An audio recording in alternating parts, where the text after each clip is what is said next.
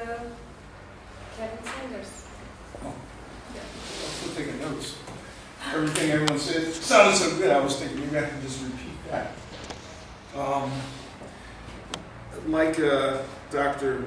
Kramer here, I was under the impression that this was going to be a little more casual, so I didn't dress appropriately either. So please don't hold that against me.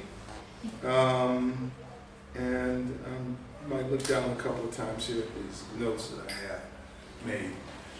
Number one, when I think about this subject, because I'm becoming a fan of a subject that some of you probably are very familiar with called big history, I think of some of the problems of communication. Well, I should say problems of communication. Maybe I should say the evolution of communication since mankind began to grunt and growl at each other. Okay, we're looking at, from my standpoint, to a certain extent, an evolutionary discourse that began there. Obviously, here we are now, 50, 100,000 years later, and we have languages, we have nation states, we have capitalism. We live in an entirely different world than we did than when we crawled out of the trees. Okay. But even still today, we see, I think humanity itself, once again, is comprised of a multiplicity of views and perspectives. And these, we have to be aware of this as we approach the subject of intercultural communications. When we look back at history, we can see that when cultures meet sometimes, the results can be disastrous for another culture. And I think, whereas I don't think, hopefully today, when cultures meet, we won't find the same things that happened to the Mayans and the Incas when they met the Spanish. But still, I think as the professor here noted, we have to be critical and we have to be aware of problems, things that can happen, bad things that can happen along the way. Oops, just 1 second. Trying to flip through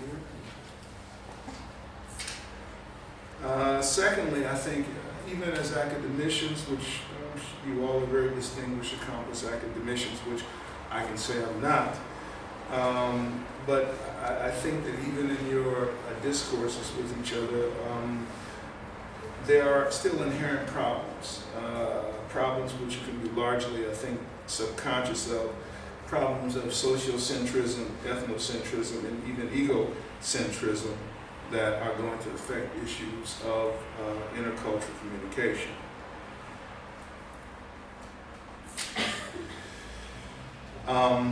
One of the finest examples, I think, of intercultural communication that I've had the privilege of being involved with was Dr. Kunis's Friday afternoon philosophy sessions, which in itself could have been a seminar on intercultural communication simply because of there could be a dozen people in a room, and 10 of those people would have been from different parts of the globe, whose languages clearly were not the same. Native languages, I should say, clearly were not the same. Typically, we were all English speakers, otherwise we wouldn't have had much of a chance, but we all spoke English. But I think that itself, to me, was probably, as I say, one of the finest examples of intercultural communication in action.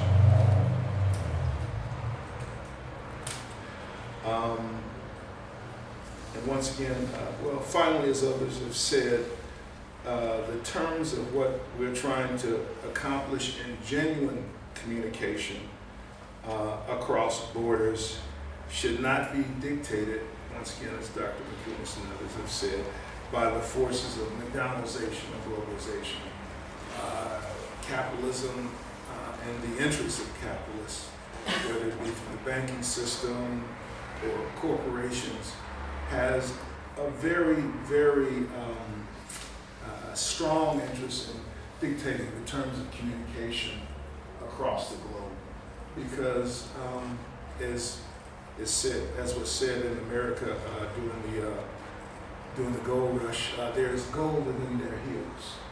So anytime we have people with inherent interests that do not match up with the real interests of the people and cultures involved, we have to be very, very aware of how they would tend to influence the outcome of any type of dialogue.